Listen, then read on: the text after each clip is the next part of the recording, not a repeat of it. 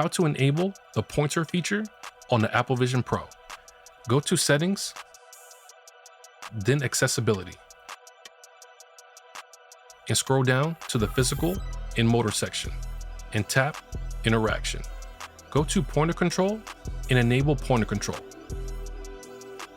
When you enable Pointer Control, there will be a dot on the interface that shows you where you are on the Apple Vision Pro.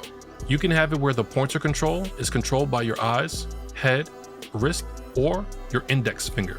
You can also change the color of the pointer by going to Color and select the color of your choosing.